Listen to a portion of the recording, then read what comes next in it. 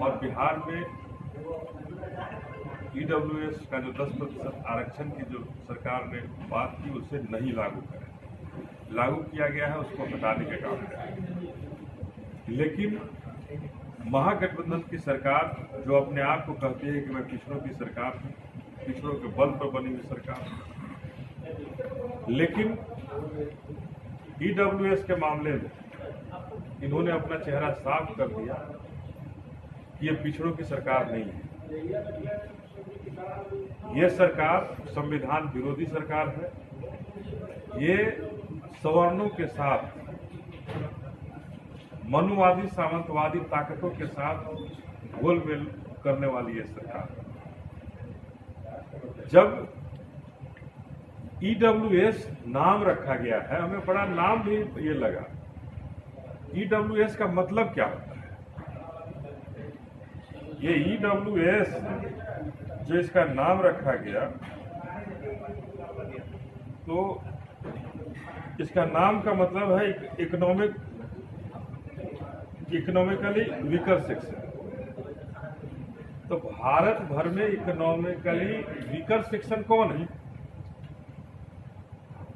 यहां एफ को क्यों छुपाया गया? यहां ये क्यों नहीं कहा गया कि forward economically weaker section? EWS कैसे हो गया? ये तो एफ ईडब्ल्यूएस होना चाहिए। जहां अभी तक जो भी आरक्षण मिला,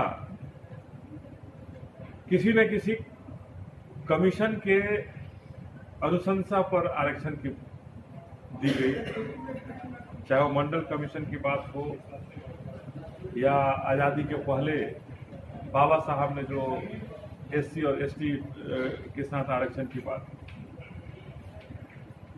लेकिन पहली बार भारत के इतिहास में बिना किसी कमीशन का, बिना किसी तथ्य का 10% की आरक्षण केवल और केवल एक वर्ग के लिए किया गया। कुछ जातियों को का वोट पाने के लिए किया गया। आश्चर्य है कि इस पर मुहर भारत के सर्वोच्च न्यायालय में भी लगा दी। पहले भी श्रीमती इंदिरा गांधी जब प्राइम मिनिस्टर हुआ करती थी, उस समय भी ये प्रयास हुआ था, लेकिन उस समय की माननीय सर्वोच्च न्यायालय ने उस पर रोक लगा दी। इस एफईडब्ल्यूएस का विरोध करती है और सवर्णों के लिए जो आरक्षण 10% का जो दिया गया है, खुले मंच से आपके प्रेस के माध्यम से कहना चाहती है कि हम इसका विरोध करते हैं और किसी भी हालात में ये बाबा साहब के संविधान का विरोध है, बाबा साहब के संविधान के खिलाफ है, भारत के संविधान के खिलाफ है। और भारत के संविधान के खिलाफ कोई अगर काम हो रहा है तो हम भारतीयों को रोकने का पूरा अधिकार है। और उसी के तहत बाबा साहब का जो पुण्यतिथि है 6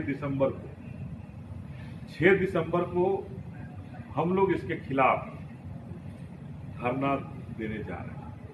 पटना के जो गर्दनी बाग जो धरना स्थल है, उसमें हम यहाँ धरना देने का काम करेंगे।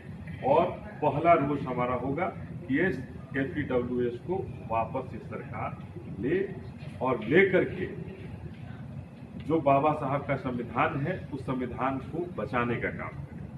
ये बाबा साहब के संविधान विरोधी जो कार्य हो रहा है उस कार्य को रोकने का काम।